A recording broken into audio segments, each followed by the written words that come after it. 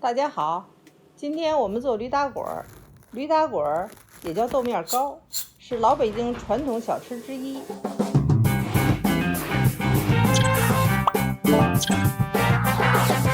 我们取350克的糯米粉，加入70克的木薯淀粉，加20克的糖，搅拌均匀，再分次加入400克的水搅拌。现在的糯米粉很细，我小的时候糯米粉是在石碾上把糯米碾成粉，里面有细微的颗粒，那时候大都用这种粉来做驴打滚。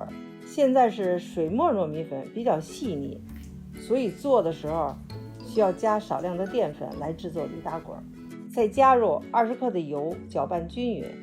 我们搅拌到粘稠状，里面没有颗粒了，很顺滑的流下来了，就搅好了。拿一个小盆倒点油，给盆底下四周都抹上油，把搅好的糯米糊倒进去，再盖上一层保鲜膜，防止蒸锅水滴入盆中。用牙签给保鲜膜戳孔透气，放入蒸锅中，等水开了蒸30分钟。我们今天主要用到的是黄豆面粉，超市里可以买到。这个是我们自制的250克黄豆面，里面加了80克的糖，搅拌均匀。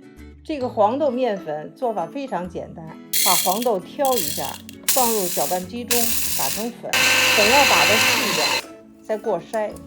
筛好的黄豆粉放入炒锅中，中小火翻炒，炒到颜色金黄，关火，给它晾凉，黄豆面粉就做好了。今天我们用到400克的红豆沙，拿一个大塑料袋，在里面刷点油，把红豆沙放进去，按扁，再用擀面杖擀成长方形的片儿。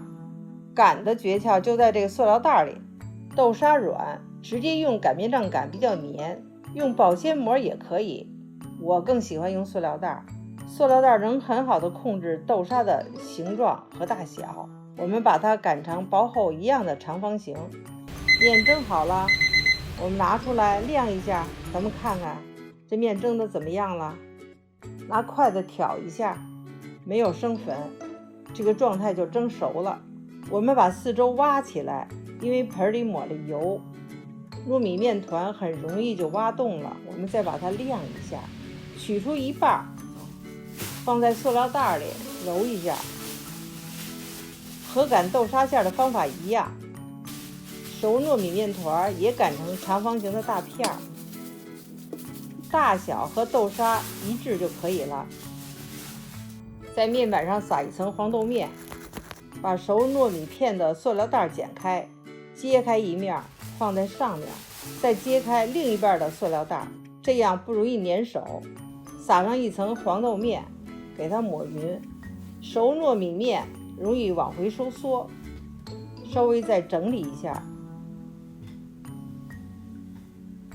再把豆沙片从中间剪开，揭开塑料袋，盖在熟糯米面片上，用刀切去多余的部分，从一头开始卷，压一个边儿，然后卷成卷儿。最后再封一下边儿，给它捏上，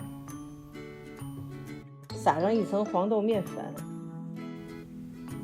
用刀切成均等的小块，装入盘中。驴打滚做完要尽快吃，如果等到第2天、第3天吃，糯米面团就会变硬，口感会变差。我们的驴打滚就做好了。